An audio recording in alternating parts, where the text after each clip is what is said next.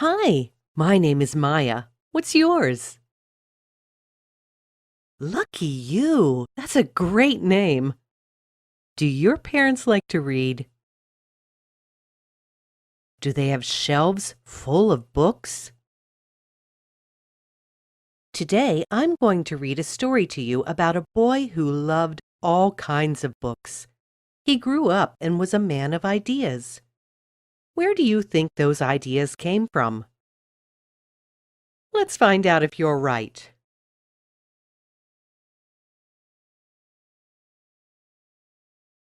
As a young boy, Thomas Jefferson loved to read.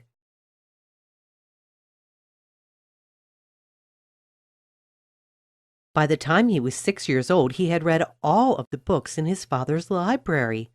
All 49 of them. That's a lot of books for a little boy, don't you think?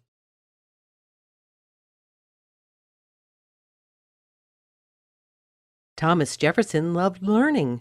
By the time he was finally in school, he learned to read books in languages other than English. He read books in Latin and French.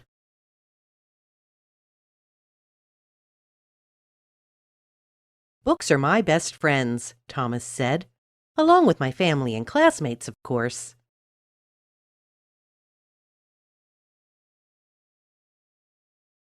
As a teenager, Thomas Jefferson loved to read.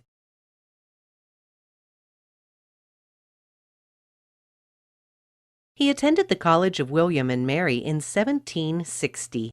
While there, what do you think he did?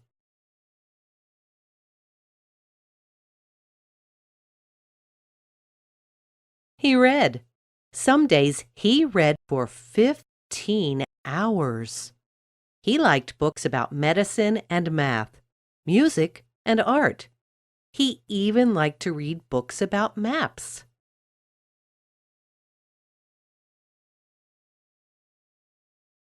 As a young man, Thomas Jefferson loved to read.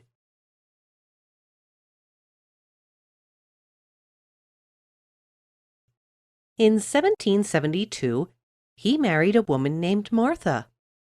Guess what she liked to do? She liked to read. Together, they spent hours reading and arranging books in their library.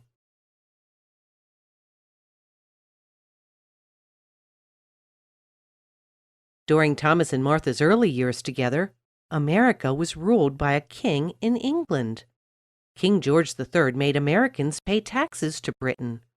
Thomas Jefferson did not think that was fair.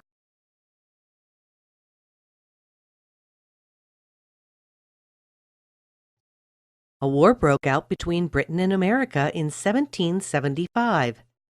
In 1776, Jefferson wrote the Declaration of Independence and sent it to the King of England. In it, he declared Americans' wishes to be free to make their own laws. This did not make King George III happy.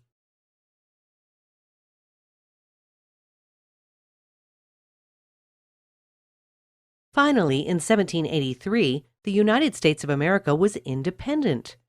That meant it was free from England's rules and was known as its own country. Thomas Jefferson's Declaration of Independence helped to make this happen.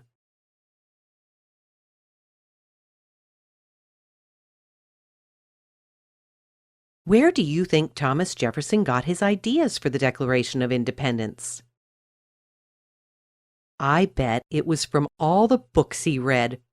Reading books helps all of us form ideas in our minds. Jefferson's ideas changed the world.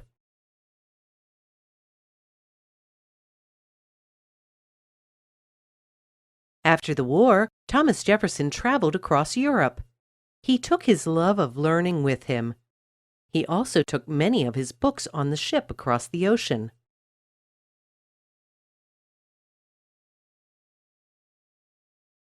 In Europe, he studied the architecture and new discoveries in science. He also learned all about new ways to farm. His mind was full of ideas when he returned home.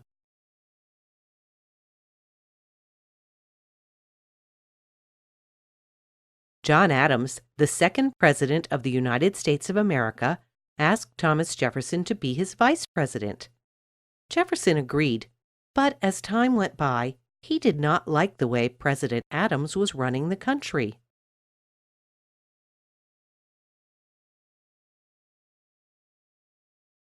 Many Americans agreed with Jefferson and voted for him to become the next president. In 1801, Thomas Jefferson became the third president of the United States. He was president for 8 years.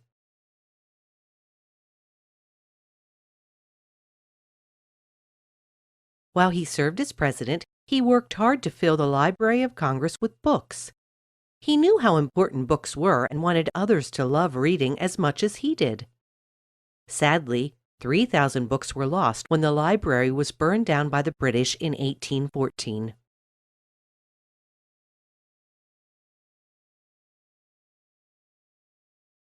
Using over 6,000 of his own books, Thomas Jefferson started a new Library of Congress. But he still had plenty of other books in his personal library in Virginia.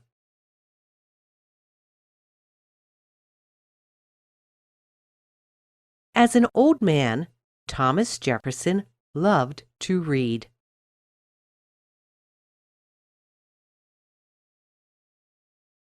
Books were, at all times, his chosen companions, his granddaughter Ellen said. What about you? Are books your best friends, like they were to Thomas Jefferson?